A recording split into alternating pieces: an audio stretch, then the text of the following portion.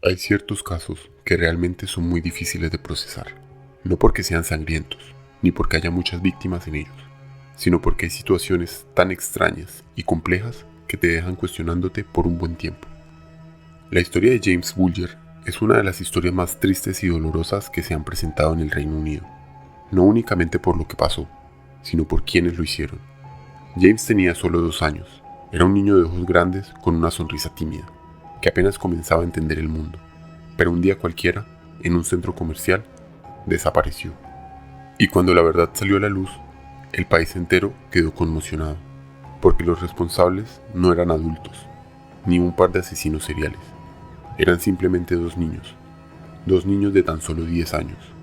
James Patrick Bulger nació el 16 de marzo de 1990. Su madre Denise siempre hablaba de él como un niño alegre, risueño, un poco travieso, como cualquier otro niño de su edad. Vivían en Kirkby, cerca de Liverpool, en una familia obrera, humilde pero muy unida. Su padre, Ralph Bulger, trabajaba como obrero, y aunque la relación con Denise era complicada, ambos querían lo mejor para su hijo. El viernes 12 de febrero de 1993, Denise fue con James al centro comercial The Strand en Bootle. Era una salida corta, simplemente querían comprar algo de carne y luego volverían a casa. Entraron en la tienda AR Times. James caminaba al lado de su madre. En un momento, mientras ella pagaba, James se acercó a la puerta. Apenas fueron unos segundos mientras Denise sacaba el dinero de su bolso y recibía su cambio. Tan pronto acabó de pagar, Denise giró y James ya no estaba.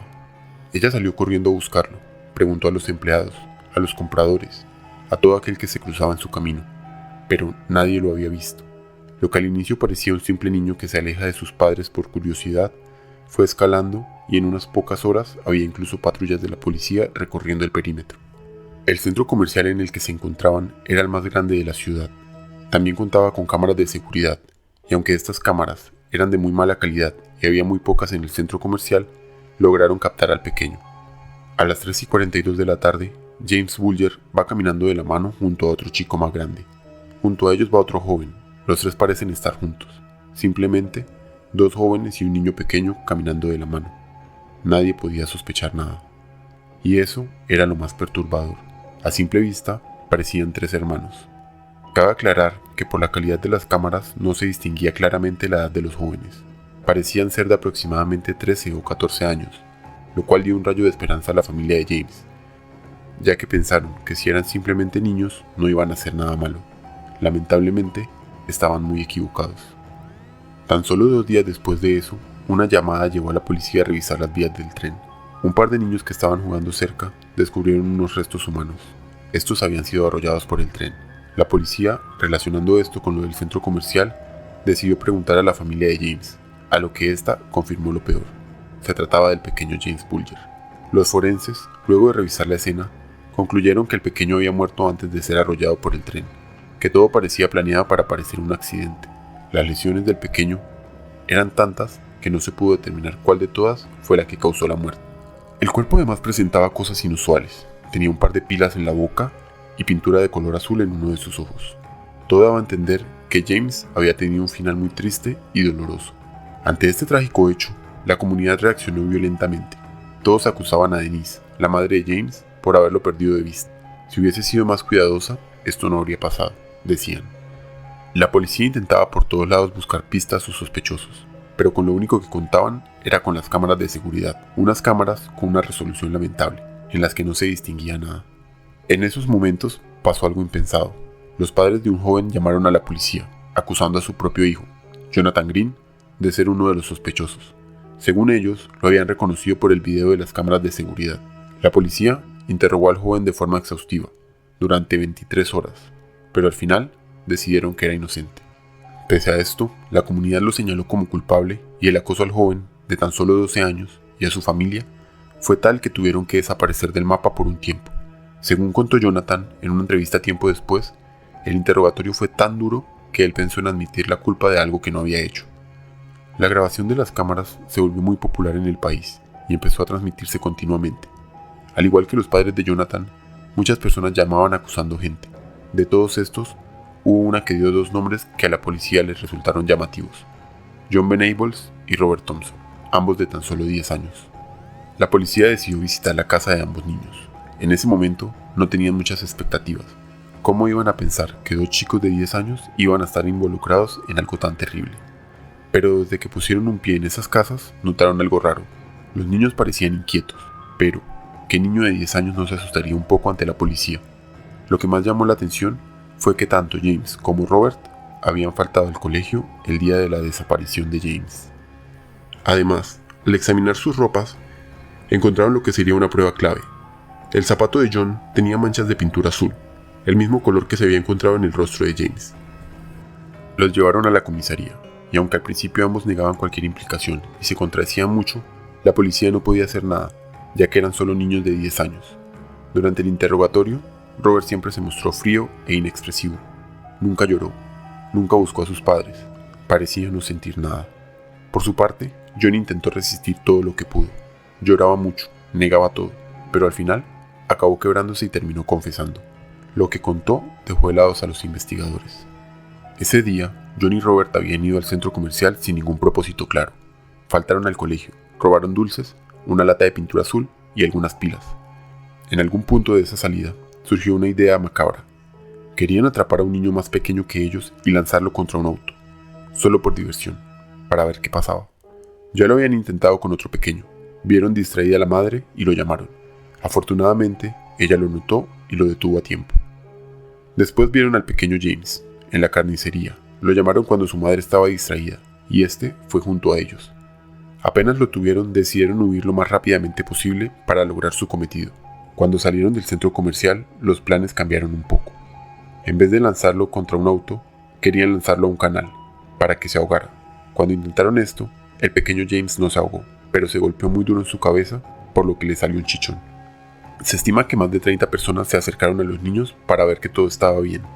Estos respondían que era su hermano e iban para la casa, o que estaban acompañándolo a una estación de policía, para buscar a sus padres. Es lógico pensar que toda esta gente pudo haber hecho algo por James, pero ¿quién iba a sospechar de 2 niños tan pequeños? Después de caminar por unos 4 kilómetros, llegaron a las vías del tren, en una zona apartada conocida como Walton. Ya empezaba a oscurecer y el lugar estaba solo. Allí empezó el horror. Describir lo que hicieron estos chicos es difícil, ya que James era prácticamente un bebé, tan solo tenía 2 años. John y Robert comenzaron a lanzarle piedras, ladrillos, todo lo que tenían a su alcance. Lo empujaron contra las vías, lo patearon, lo golpearon en la cabeza, le quitaron los pantalones. Nunca se pudo comprobar que hubiese algún tipo de abuso, pero sí hubo elementos perturbadores. Los forenses encontraron varias heridas en la zona genital de James.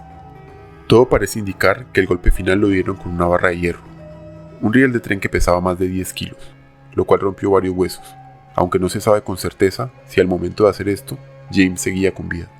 Después, cubrieron su cuerpo con piedras y lo dejaron en las vías del tren. El plan era que el tren pasara y quedara todo como un simple accidente. Pese a tener 10 años, John y Robert ya pensaban como unos asesinos. Horas después, pasó el tren sobre el cuerpo ya sin vida. Después de la confesión y las primeras investigaciones, la policía y los expertos comenzaron a revisar el entorno familiar de John Venables y Robert Thompson. Querían entender qué había motivado a estos 2 niños para acometer algo así. Lo que encontraron fue oscuro, pero no sorprendente. Robert Thompson era el quinto de 7 hermanos. Su padre los había abandonado cuando él tenía tan solo 5 años, y su madre, según informes sociales, tenía serios problemas con el alcohol y la depresión. Los niños crecieron prácticamente solos. Se criaban entre golpes, gritos y abandono. Robert, según trabajadores sociales, era mentiroso compulsivo. Robaba desde muy pequeño, se metía en peleas y había mostrado comportamientos agresivos hacia otros niños. Por su parte, John Venables venía de un hogar también roto. Sus padres estaban separados y él vivía en medio de una batalla constante entre ellos. Su madre, a pesar de intentar cuidarlo, no podía con todo. John tenía episodios de ira. En el colegio, se golpeaba a sí mismo contra los muebles, lanzaba cosas, mordía a sus compañeros. Había sido derivado de educación especial por problemas de conducta, e incluso decía cosas preocupantes, como que si lo expulsaban del colegio, se iba a escapar y luego se iba a quitar la vida. Ambos eran niños que habían crecido en un entorno difícil y con falta de amor, y aunque esto no los convierte en víctimas, ni los libra de la culpa, sí deja mucho que pensar. El juicio comenzó a finales de 1993 y duró un poco más de 2 semanas. Fue un juicio complicado. Los acusados eran 2 niños de 10 años. pero el crimen que habían cometido no se sentía como algo infantil. La sala estaba llena, la prensa no se despegaba de la puerta. Afuera, la gente protestaba pidiendo justicia. Durante el juicio se habló de todo: el recorrido con James, las cámaras, las pruebas, el testimonio de los forenses, los antecedentes escolares, los análisis psicológicos. Estos análisis fueron bastante claros. Estos niños sabían lo que hacían, sabían que estaba mal, y aún así lo hicieron. Ninguno pidió perdón en ningún momento. John lloraba a veces, más por miedo que por remordimiento. Robert, en cambio, no lloraba, no hablaba, no reaccionaba. Simplemente parecía ausente, como si no entendiera lo que estaba pasando, o simplemente no le importaba. Al momento de hablar, ambos solían culparse el uno al otro. Robert afirmaba que él no había participado en la parte del tren, pero restos de ropa y sangre lo delataron. Finalmente, el 24 de noviembre de 1993, John Venables y Robert Thompson fueron declarados culpables del asesinato de James Bulger. Pero ahí vino lo más polémico: no fueron enviados a prisión. La sentencia fue que estarían detenidos en un centro para menores hasta que cumplieran los 18 años. Ni siquiera iban a pisar una cárcel. La noticia no fue nada bien recibida por la gente. Nadie lo podía creer. En las calles gritaban. La policía incluso puso vehículos señuelo, a los que la gente apedreó. Después de eso, ambos recibieron nuevas identidades, un lugar para vivir, y un equipo de protección estatal los siguió paso a paso. Se estima que la policía gastó un poco más de $2 millones en la protección de estas dos personas, los dos asesinos de James. Ese dinero salió de los impuestos de la gente, la misma gente que reclamaba justicia por el pequeño. Eso fue lo más indignante. En junio del 2001, ambos fueron liberados. Ya tenían 18 años. A partir de ese momento, oficialmente eran dos adultos con una nueva vida. Sus nombres reales quedaron olvidados por orden judicial. Se les dio pasaporte nuevo, documentos nuevos y todo lo necesario para empezar de cero. Y claro, la gente estaba furiosa. Muchos decían que era injusto gastar tanto en proteger a dos asesinos, cuando miles de niños inocentes no recibían ni una fracción de ese apoyo. Pero más allá del debate, lo cierto es que el sistema apostó por la rehabilitación, les dio una segunda oportunidad. Robert, el que parecía más frío y calculador durante el juicio, desapareció del mapa. No volvió a cometer delitos, al menos eso parece. No volvió a los titulares, simplemente se desvaneció. Por otro lado, en 2008, John fue arrestado por una pelea en un bar y por posesión de drogas. En 2010 volvió a caer, pero esta vez por algo mucho peor: posesión de pornografía infantil. No solo la descargaba, también la distribuía. Fue condenado a 2 años de prisión. Quedó libre y tan solo 7 años después volvió a prisión por lo mismo. Esta vez encontraron más de 1000 archivos en su computador, pero pese a esto, siguieron protegiendo su identidad. Según la policía, no la revelaban para no poner en riesgo su vida. Y por más increíble que parezca, James Bulger no fue la única víctima de este par. 20 años después, en 2013, hubo otra víctima fatal derivada del caso. En redes sociales empezó a correr el rumor de que un hombre llamado Scott Bradley era en realidad Robert Thompson. Por supuesto, era una historia falsa. Scott era un hombre de 36 años, padre de familia y sin ningún antecedente. Era un hombre común que de un momento a otro se volvió el centro de una ola desmedida de odio. Fue acusado, hostigado y amenazado a diario, aunque él ni siquiera sabía por qué. Una noche llamó a su madre a contarle que ya no aguantaba más, que se quería quitar la vida. Ella simplemente pensó que estaba frustrado y que se le iba a pasar. El 10 de agosto del 2012 se encontró el cuerpo de Scott. Se había quitado la vida y lo peor es que, aún después de esto, hubo quienes seguían creyendo que era culpable de algo que jamás hizo. Así llegamos al final de este triste caso, el del pequeño James Bulger, que con tan solo 2 años sufrió lo impensable. Espero que te haya gustado el video. Si es así, puedes mirar uno de mis otros videos. También te agradecería mucho que te suscribieras al canal. Estoy empezando y me ayudarías mucho. Esto fue 44 días. Buenas noches.